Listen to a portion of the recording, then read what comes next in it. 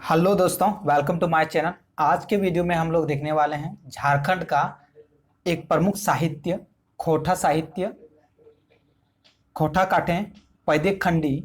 ये एक कविता संग्रह है और इसे लिखा गया है ए.के. झा यानी अजीत कुमार झा जी। और इनका जो प्रकाशन हुआ था 1983 में, और इसमें कुल 19 कविताओं का संकलन है।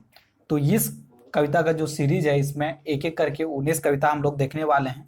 ऑलरेडी 1 से लेकर 4 तक की कविताओं को एक वीडियो अपलोड कर दिया गया है, और उस वीडियो में ये भी बताया गया है कि जैसे सीजीएल है या कोई जो झारखंड के एग्जाम में खोटा भाषा से रिलेटेड प्रश्न अगर साहित्य से पूछा जाता है तो किस तरह से पूछा जाता है, किस तरह का प्रश्न बनता है, वो सारी चीज़ें वहाँ पे बताया गया है। और कुछ ग्रामर का भी पोर्शन उसी कविता के माध्यम से, अगर कोई जैसे कि खोटा व्याकरण से अगर कोई प्रश्न बनता है, कारज से बनता है, उस तरह से रिलेट करके प्रश्न भी पूछा जाता है, तो वो सारे भी किया गया है। और आज के वीडियो में भी हम लोग वो सारे देखने वाले हैं कि किस तरह से झारखंड के एग्जाम में जो खोटा भाषा से प्रश्न इस जो खोटा काटे पदे खंडी कविता संग्रह से पूछे जाने वाले हैं, वो सारे हम लोग देखेंगे। अगर वीडियो पहले वाला नहीं देखें तो मेरे प्लेलिस्ट में जाइएगा, वहाँ पे आपका मिल जाएगा और आप देख सकते हैं। तो आज के वीडियो को हम लोग स्टार्ट करते हैं। जैसे आप देख रहे हो कि आज के वीडियो में हम लोग देखने वाले हैं जो खोटा काठी पैदे खंडी है, उसमें टोटल 19 कविताओं का संकलन है और इसे ए.के. झा जी लिखे हुए हैं। और इसका जो 5वां कविता है उसको मानुष ना मेड़, मानुष ना मेड़ नामक शीर्षक है। और इसका अर्थ क्या है इस शीर्षक का, तो है मनुष्य है या मूर्त, यानी कि मनुष्य हिके या मूर्त हिके। हम लोग किसी को कहते हैं मनुष्य हिकी तो है न मूर्त हिकी, तो की हिकी, मनुष्य हिकी नहीं जानवर हिकी, इस तरह जब पूछते हैं ना मतलब यहाँ पे या का हो रहा है, ना मतलब खोटा में या कहते हैं, ठीक है। तो ना मतलब ना नहीं है, ठीक है। तो यहाँ पे आप देखेंगे कि मेड़ का मतलब क्या है, मेड़ का मतलब है यहाँ पे मूर्ति है, ठीक है। तो मैं भी आपको एग्जाम में ये पूछा जा सकता है कि ये दे देगा कविता आपका कि मानुष ना मेड़, इस कविता में मेड़ का मतलब बतावा, मतलब बताना है। तो मेड़ तो मूर्ति है, तो मूर्ति रूप में हुआ है, तो मूर्ति के लिए यहाँ पे मूर्त, मूर्त भी लिख सकता है, मूर्त, क्योंकि खोटा में मूर्ति को मूर्त कहते हैं। आप अगर देखेंगे मनुष्य नामेड़, इस कविता का एक मतलब कुछ पंक्तियां देखेंगे, एक कवितांश है, मतलब इसी का एक कुछ पंक्तियां उठा के यहाँ पे रखे हैं, तो आप देख सकते हो। जो ये है कवितांश, इसमें आँख मैस आपने डंडाऊ, तभी कुछ सुतार हतऊ, दादाक भरोसे कतारी, ऐसन में ही खेती हतऊ। तो यहाँ पे किस तरह से जो ए.के. झा जी हैं वो कह रहे हैं, किसी को मतलब संबोधित करके इस पंक्तियों के माध्यम से लग रहा है। तो किसको संबोधित करके बोल रहे हैं, तो इस पंक्ति के माध्यम से है जो ए.के. झा जी जैनी जात को, जो संपूर्ण जैनी जात है उसको संबोधित कर रहे हैं, और जैनी जात को उकसाने, उसे जोश से भरने का प्रयास कर रहे हैं कि जागो औरत जागो, ठीक है। उस तरह से बोल रहे कि आंख मैस आपने डंडाओ, मतलब आंख मूंद के आप खुद ही डंडा जाए। डंडा हम लोग कहते हैं ना कि जैसे छोटा बच्चा रहता है उसमें बोलते हैं डिड, डिड हो डिड हो डिड हो, इस तरह से हम लोग कहते हैं। तो वही है जो डंडाऊ का मतलब होता है खड़ा होना, ठीक है। और जो यहाँ पे एक देखते हैं कि एक पटतईर है जो लोकोक्ति है कि दादाक भरोसे कतारी, इसका मतलब क्या होता है ये भी हम लोग क्वेश्चंस में है। और वैसे इसका मतलब होता है आपका कि दूसरे के भरोसे में क्या कुछ होता है, नहीं होता है, अपने भरोसे में करना पड़ेगा, ठीक है।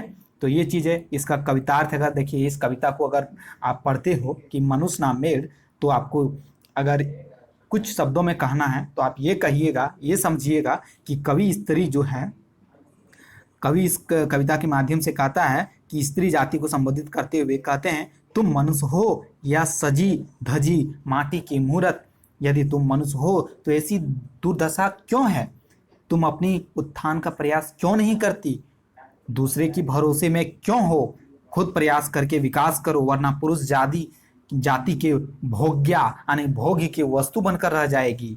ऐसा जो है ए.के. झा जी स्त्रियों को संबोधित करते हुए कहते हैं। आप यहाँ पे कुछ प्रश्न है जो डायरेक्टली किस तरह से पूछा जा सकता है, तो वो आप देख सकते हो कि ये कविताएं मेड़ के की मतलब बतावल गेल है, तो मूर्त बतावल गेल है, जैसे कि पहले भी मैंने बताया। तो यहाँ पे कुछ प्रश्न का जो एक मॉडल बना के थोड़ा थोड़ा दे दिए ताकि आप समझ पाओ कि इस जो कविता से किस तरह का प्रश्न भी बन सकता है और पूछा जाएगा। दूसरा प्रश्न है कि ई कविताएं मानुष हके ना मूर्ति, ई सवाल ककर से करल गेल है।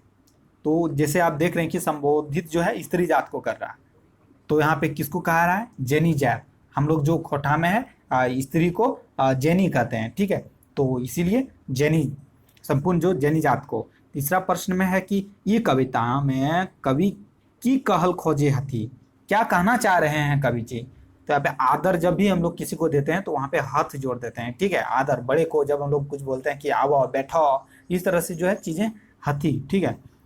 तो जेनी जैत के जगावे खोजे हथा, और जेनी जैत खाली मूर्ति रकम सजावे श्रृंगार करे चीज नाय है, जेनी जैत मरद जैसन एगो मानुष के, ये सब के बारे में ई कविता में कहल गेल है। दादा के भरोसे कतारी, यहाँ पे जैसे कि आप देख लिए कि ये क्या है, तो ये एक लोकोक्ति है। लोकोक्ति कहने का मतलब पटतैर, जो लोग मतलब जब ऐसा कोई सिचुएशन आ जाता है, स्थितियां आ जाता है, तो आप देखिएगा लोग कहता है इस तरह का चीजें, आप सुने होंगे बहुत बार अपने जितने बाप दादा आजा सबसे सुने होंगे मुंह से, ठीक है। दादा के भरोसे कतारी, इसका मतलब है अपन काम आपने करा, मतलब दोसर के भरोसे में रहने कुछ ना हतो, आपन से न तो बापों से न, मतलब बाप से भी नहीं होगा, स्वयं सहायता करने के बारे में यहाँ पे मतलब कहा जा रहा है। जो नेक्स्ट कविता है खोटा काटे पैदिक खंडी का, जो 19 कविताओं का संकलन है, जिसका प्रकाशन 1983 में हुआ है। और इस कविता का जो छठा मतलब इस कविता संग्रह का जो छठा कविता है राधालय। क्या है नाम, राधालय। राधालय का अर्थ क्या है, राधा खातिर, राधा खातिर मतलब राधा के लिए, राधा हेतु, ये चीज है राधालय। ले का मतलब होता है यहाँ पे ले के लिए, ठीक है। तो यहाँ पे राधा खातिर का मतलब क्या है, सब नारी जाति का प्रतीक है यहाँ पे राधा, ठीक है। तो पूछा जा सकता है एग्जाम में कि राधा ले कविता में राधा किसके लिए प्रतीक है, तो संपूर्ण नारी जाति के लिए। तो इसका रचना काल देखिए, एक्चुअली यहाँ पे जो है राधालय जो कविता है, इसको कवि ए.के. झा जी 1967 में लिखे थे, ठीक है। इस तरह से और भी बहुत सारे कविताओं को लिखे। जब उनके पास 19 कविता हो गए तो उसको मिला के उन्होंने जो 1983 में एक पुस्तक बना के पब्लिश करवा दिया, ठीक है। तो इसका पब्लिशन 1983 में हुआ, लेकिन इसका जो राधालय कविता खाली बोलिएगा तो इसका जो है रचना 1967 में हुआ था। लेकिन बात यह भी है कि इनका जो सबसे पहले मूल रूप से इसको रचना मतलब ए.के. झा जी बांग्ला में किए थे, ठीक है, बांग्ला में राधा प्रति नाम से किया था, लेकिन इसका फिर बाद में अनुवाद कर दिया गया खोटा में। तो मैं भी ये भी अगर पूछ ले क्वेश्चन में कि जो राधालय कविता का मूल रूप से किस भाषा में लिखी गई थी, तो आपका बांग्ला में, ठीक है। अब इस कविता का अगर सार देखिएगा, सार तो क्या है, इस कविता में आप देख पाओगे कि जो नारी जाति को संबोधित करते हुए ए.के. झा जी कहते हैं क्या, नारी की सिर्फ भोग्य सामग्री नहीं है, ये जन्मदात्री है, जन्म देने वाली है, लेकिन नारी पुरुष की भोग्य प्रेमिका दासी बनकर ही खुश है। मतलब यहाँ पे कहीं ना कहीं ए.के. झा जी स्त्री जाति पर भी दोष थोड़ा सा थोपना चाहते हैं, दोष देना चाहते हैं कि नारी खुद नहीं चाहती है वो मतलब स्वतंत्र होने के लिए, वो दासी बनकर खुश है, एक भोगी की वस्तु बनकर खुश है, जो सर्वदा अनुचित है। इन्हें नारी की दस्ता से मुक्ति का प्रयास स्वयं करनी चाहिए। जो स्वयं की मदद करता है उसे ही बाहर से भी मदद मिलती है, कवि ये कहते हैं। और है ना, कहावत भी है कि जो खुद की मदद करना जानता है उसे भगवान सहित सब लोग मदद भी करते हैं। तो यहाँ पे कुछ जो है कविता है, इस कविता का जो यहाँ पे शब्द है राधा किसके लिए प्रतीक है, तो गोटा, गोटा कहने का मतलब सब, साभे। तो यहाँ पे खोटा में सबको गोटा कहते हैं, सभी को गोटा कहते हैं, गोटा जेनी जात के जेकर शोषण हवो है। तो यहाँ पे जो जेनी जात जो राधा किसके लिए प्रतीक, एक तरह से शोषित स्त्री का प्रतीक है ना। तो ये कविता के माध्यम से कवि जेनी जात के की कहल खोजे कि राधा नाय बने रहो हत, तो राधा बन के न रही हो, ठीक है, जकरा शोषण हो। जिस तरह आप जानते हैं कि राधा जो कृष्ण की जो प्रेमिका थी, किस तरह से जब कृष्ण मतलब उसको छोड़ देता है और बाकी राधा को फिर कहीं जिक्र भी नहीं होता है, राधा के साथ शादी भी विवाह भी नहीं करते हैं, और जस्ट वो एक भोग्य वस्तु बन के कृष्ण के लिए रह जाती है। इस तरह से कहीं ना कहीं एक तरह से राधा के साथ जो भी अन्याय हुआ उसी का एक यहाँ पे प्रतीक के रूप में राधा शब्द का यूज कर लिया गया। स्त्री जाति के साथ जो अन्याय हो रहा है। अब देखेंगे कि राधालय जो है कविता मूल रूप में कौन भाषाएं लिखला गेल है, तो बांग्ला रूप में, जो पहले भी अभी हम लोगों ने देख लिया। तो यहाँ पे ये कविता छपने से पहले कहाँ से प्रसारित हुई थी? एक्चुअली देखिए 1983 में इस कविता छपी, ठीक है। तो और लिखा गया इसको 1967 में, लेकिन इसके पहले जो है इसको रेडियो में प्रसारण किया गया था, ठीक है।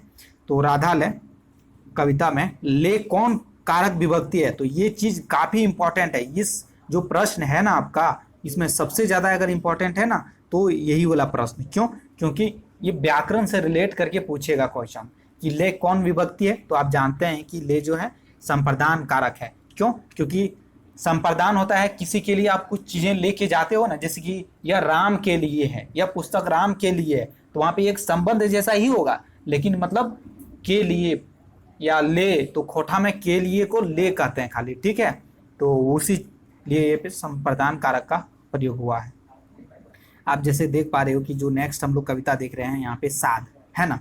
तो साध जो है इसका मतलब क्या होता है? तो साध मतलब होता है इच्छा। जैसे आप कभी कहते हैं कि साध पूरा हो गया आपका ये काम करके, इस तरह से आप कई बार सुने होंगे। तो यही खोटा में जो है साध का मतलब अभिलाषा है, मुराद है, इसका पर्यायवाची भी समझ लीजिए।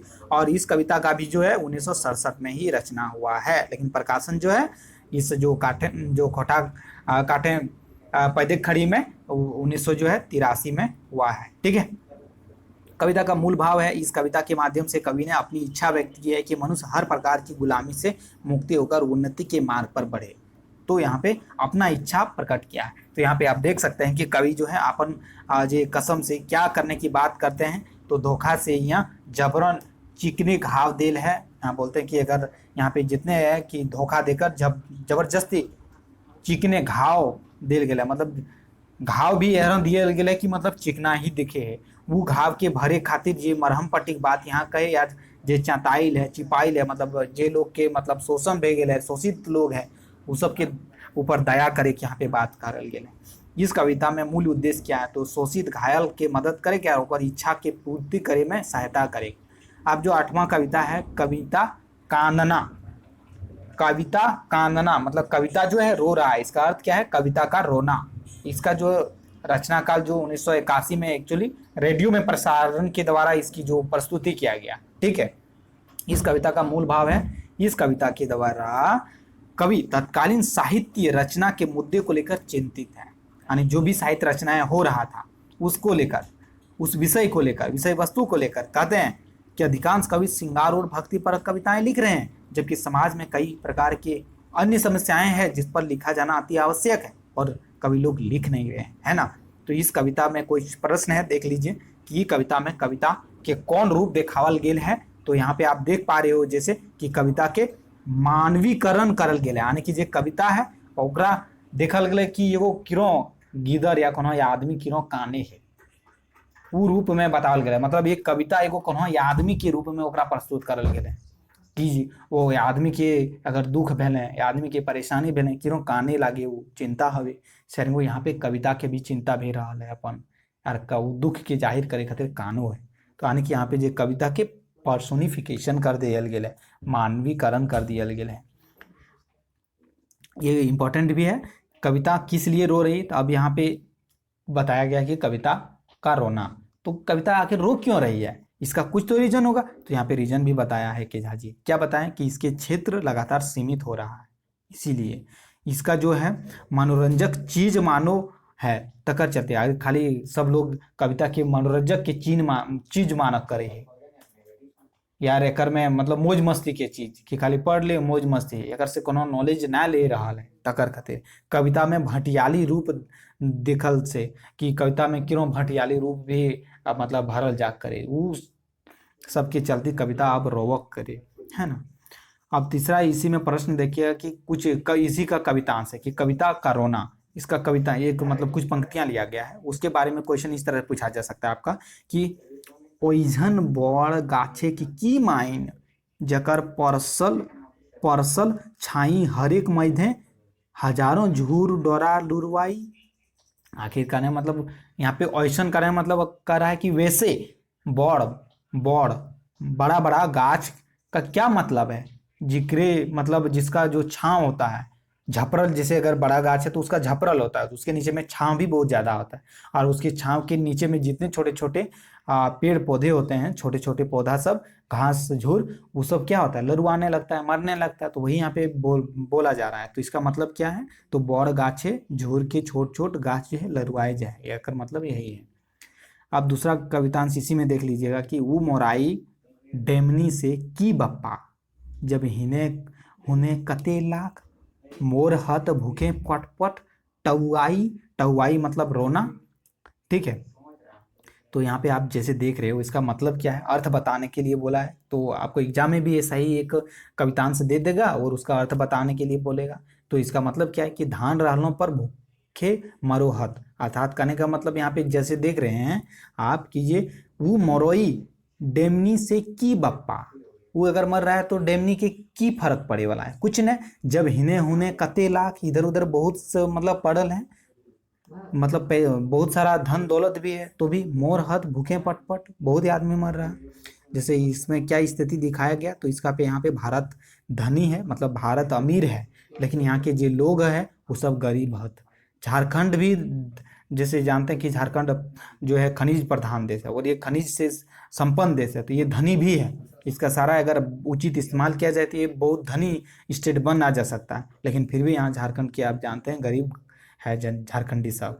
धान दौलत मुट्ठी भर लोगों के पास है, ये भी आप जितने भी आप देखते हैं कि बीच बीच में इंडेक्स जारी होता है, उसमें दिखाया जाता है कि कितने जो है भारत में करीब जो है 10% के पास 90% भारत का धन है, और जो बाकी जितने भी जो 90% जनसंख्या के पास महज 10% धन है, मतलब छोट कुछ लोगों के पास सारा धन यहाँ पे। और इसी कविता का एक और अंश आप देख सकते हैं कि राजा दशरथ आदिक बाड़ाए कृष्णिक अहदी लुझड़ लीला में, बोल रहा है कि इस भाव क्या है, तो यहाँ पे बोल रहे हैं कि राजा और दशरथ जो है, राजा दशरथ आदि के बढ़ाएं उसके बारे में, मतलब आप ये करना कि उसी तक कविता को सीमित रखिए, ठीक है, वहीं तक आप बना के रखिए। और कृष्ण के जो आदि है, लुझड़ लीला, उस सब के बारे में ही मनोरंजक कविताएं आप लिखिए। और भटियाली भावें जो खूब बढ़ाई करे जो आपका है, वो ऐसा कीजिए, ठीक है। इस कविता के कवि की सबसे क्या शिकायत है, कवि को मतलब इस कविता में बताया है कवि कि मुझे लोगों से शिकायत है, पर क्या ये बताया कि तोहनी हमरा सीमित बना ले। कवि को ये लोगों से आरोप है कि लोगों ने ही कवि को सीमित बना दिया है, लोगों ने ही उसे स्वार्थी बना दिया है, लोगों ने उसे ठरकी बना दिया है। तो किस तरह से वर्ड यहाँ पे खोटा यूज किया है, ठेठ वर्ड आप देख सकते हो। अब जो यहाँ पे 7वां नंबर प्रश्न है कि कवि के अनुसार कविता के क्या उद्देश्य होनी चाहिए। तो यहाँ पे उद्देश्य बताया कि ठीक है, जैसा भी कवि लोग या साहित्य लिख रहे हैं, कविता लिख रहे हैं, लेकिन होना क्या चाहिए। तो पहला होना क्या चाहिए, तो सामाजिक सेवा करे चाहिए। ऐसा कविता लिखिए जो समाज को सेवा करे, साधारण लोग की समस्या को मतलब बतावे सभी को। साहित्य के सीमित देतरे ने बांटे चाहिए, कहने का मतलब सीमित क्षेत्र में नहीं बांटना चाहिए साहित्य को। तो यहाँ पे क्षेत्र को देतरे बताया गया है, ठीक है। अब जो है आज का जो 9वां और 10वां प्रश्न है, एक्चुअली दोनों मिला हुआ है। आप देख सकते हैं कि भारतीय मोहरा 1 और एक है 10वां प्रश्न है भारतीय मोहरा 2, दोनों सेम ही है, बट इसका अलग अलग शीर्षक में बांट दिया गया है, तो इसलिए हम लोग अलग अलग शीर्षक में कुछ प्रश्न देखेंगे। पहला शीर्षक जो है आपका कि भारतीय मोहरा 1। मोहरा का मतलब होता है चेहरा, हम लोग कहते हैं ना मुखोटा, मतलब चेहरा देखकर लोगों को पहचान लेना, चेहरा देखकर जो ये है तो वही चेहरा मुखोटा, इस तरह जो मोहरा का मतलब उसका पर्यायवाची शब्द भी है। इस कविता का जो है रचनाकार 1969 में हुआ। और इस कविता का मूल भाव क्या है, तो इस कविता में भारत की अधिकांश जनता भुखमरी है, फटेहाल है, तंगग्रस्त है, यानी कि यहाँ पे गरीब जनता, गरीब भारतीय जनता का जिक्र किया गया है भारतीय मोहरा 1 में। किसके बारे में, गरीब जनता के बारे में। तो एक कवितांश देख लीजिए, देखा ई जाहत बेचे काठी, जनी गुली ढांगी ठूठी नाटी। तो किस तरह आप जनी गुली जो है ढांगी ठूठी नाटी, इस तरह से एक जो औरत के बारे में यहाँ पे बताया गया है, क्या वो काठी बेचने जा रही है और किस तरह है। कविता में कुछ प्रश्न बनता है किस तरह से, आप देख सकते हो कि कविता में किसका चेहरा दिखता है, तो यहाँ पे दिखता है आपका असली जो है भारत की चेहरा, भारत की असली दुर्दशा और भारत के लोगों की दुर्दशा, विशेषकर भारत के गरीब लोगों की दुर्दशा। ठीक है, क्योंकि दुर्दशा किसका होगा? गरीब लोगों की। इस कविता में कवि क्या बताना चाहा है? तो भारत में जो लोगों के बीच असमानता है, बराबरी है, गरीब अमीर की जो खाई बनी हुई है, उसको एक दाना के लिए लोग भूखे मर रहे हैं, कुछ लोग इसका खाली मजा उठा रहे हैं, बाकी सब गरीब हैं और उसे वंचित हैं। और ये जो कविता में कवि ने क्या दिखाया है, क्या दिखाया है इसमें? कुकुर से कम महत्व है यहाँ या आदमी के, मनुष्य के? जैसे आप देखेंगे, जनी जैत के मरद लेखे गिनती ना हवे है, मतलब मरद जैसन ओकर महत्व ना है। और जे अमीर लोग खूब फुटानी करे है, ढटनच करे है, तो इस तरह से आप देखेंगे। अब इसी को आप देखिएगा भारत एक मोहरा 2 में। आज का जो हम लोग जो कविता देख रहे हैं, अंतिम कविता भी है। तो भारत का चेहरा, इसका भी अर्थ वही है, इसका भी रचनाकाल सेम है 1969 में। और इसका मूल भाव क्या है कि भारत में उन अल्पसंख्यक वर्गों का चित्रण हुआ जिनके पास धन है। कथित तौर पर वे संभ्रांत लोग हैं, मतलब उसको एक संभ्रांत लोग का दर्जा प्राप्त है। अंग्रेजी जैसा जो है, अंग्रेज जैसे थे, कुत्ते पालने का जो शौक होता था, घोड़े के रेस करने का जो शौकीन होते थे, उसी तरह ये लोगों का भी शौकीन है। लाखों खर्च कर देते हैं इन पर, ये कुत्ते पालने में और रेस में।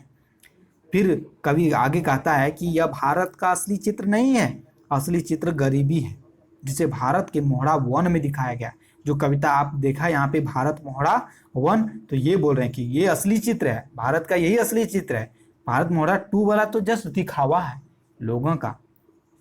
तो इसमें कविता किस तरह से बन सकता है, तो आप देखिए कि कवितांश एक देख लीजिए कि सुने हो औखनिक धर्म नियार, दया दाने दम दम हिया हूँ, मतलब सुन रहे हो ओखनी के वो सब का धर्म यार, धर्म धर्म कर्म जो होता है वो सब के दया ना है, खत्म बेगले सब। वही बताना कि भारत के अमीर लोगों के बारे में बताया जा रहा है, उसके चरित्र के बारे में बता रहा। तो जी आप एग्जाम में ये पूछा जा सकता है कि भारत की जो मुखड़ा कविता 2 है, ठीक है, उसमें मुख्य रूप से किस पर आधारित है? तो अमीर लोगों के। लेकिन जब भारत के मुखड़ा कविता 1 के बारे में बोले तो वो मुख्य रूप से गरीब लोगों के बारे में आधारित है। दूसरा नंबर क्या है कविता कि गुने गेले साखी मिले मोट, भूसे के भेलक हिसाब हिया भोट भूस। तो कहने का मतलब यहाँ पे गुने गेले साखी, मतलब गुण के लिए जो यहाँ पे ये था वो खत्म हो गया, भूसा हो गया, वो सब खत्म। तो वही बोल रहा है कि अमीर लोग में अब कोई गुण नहीं है, ठीक है, चरित्र सब गिर गया है। ये कविता के मुख्य रूप में किसको दिखाया गया है? तो यहाँ पे देखिएगा कि जो भारत जो का मुखड़ा कविता 2 है, इसमें मुख्य रूप से 3 लोगों का जिक्र हुआ है। पहला तो हुआ है कि सर, एक सर है, वो मतलब अमीर आदमी है, और उसकी जो टॉमी है, सर की टॉमी कुकुर है, वो बीमार है, उसके बारे में बताया गया है। और एक घोड़ा रेस के बारे में बताया, और एक लेट जो सर है, उसके घर में ये काम करने वाला है करीम, वो लेट से आता है थोड़ी देर, तो उसको किस तरह डांट वांट फटकार मिलता है उसके बारे में बताया गया, मतलब 3 चीज़ के बारे में। अब टॉमी कुकुर के असुख, असुख कहने का मतलब असुविधा होता है ना, असुख मतलब बेस नया लागे है, तो बीमार हो जाए तो ओकर मालिक जो है क्या समझता है कि बीमार हवे कारण की है, हमार कुकुर काहे बीमार भेले? तो वो बताता है कि हमार कुकुर के शायद हम सस्ता कपड़ा पिन्हा दिलिए तकरे खातिर बीमार भे गए। सस्ता कपड़ा मतलब वो कतेक पहनाले हले, 700 या 800 की वो कपड़ा खरीद के अपन कुकुरा के पहना ले तकरे खतरे बीमार भे गए, वही माने। आप सोचिए 700-800 रुपया का जो है वो कपड़ा कुकुर को पहनाता है और बोलता है सस्ता कपड़ा। तो यहाँ पे किस तरह से कवि जी ये व्यंग, जो तीखी व्यंग किया है अमीर लोगों के ऊपर, तो वो चीज़ आप देख सकते हो। इस तरह आज हम लोगों ने देखा जो है 5 नंबर से जो 6 नंबर तक जो खोटा काटे पैदिक खंडी कविता गुच्छ, जिसमें 19 कविताओं का संकलन है। और आज हम लोगों ने 1 से लेकर 10 टोटल कविताएं हो गया है। आप पहले के वीडियो भी देख लीजिए और आज का भी वीडियो अगर देख रहे हैं और अभी तक लाइक करना अगर भूल गए हैं तो लाइक कर दीजिएगा, क्योंकि वीडियो आपको बेहद इंपॉर्टेंट हो ही रहा होगा। और जो वीडियो देख के इसके साथ में आप नोट्स भी बना रहे होंगे आई होप। और नए हैं तो चैनल को भी सब्सक्राइब कर लीजिएगा और 1-2 दोस्तों मित्रों को भी शेयर कर दीजिएगा जिन्हें लगता है कि ये वीडियो उनके लिए भी काफ़ी हेल्पफुल हो जाएगा। और एक बात ये भी है कि जो बेल आइकन है, चैनल को जब सब्सक्राइब कीजिएगा तो बगल में बेल आइकन है, घंटी वाला बटन दबा लीजिएगा। तो दबा लेने से फ़ायदा ये होगा कि जब भी मैं वीडियो अपलोड करूँगा आपके पास एक नोटिफिकेशन जाएगा और पता चल जाएगा कि मेक इन माइंड जोन से एक वीडियो अपलोड हो रहा है और इसके बारे में हो रहा है, तो आप जब चाहें देख सकते हो। मिलते हैं नेक्स्ट वीडियो में, तब तक के लिए धन्यवाद।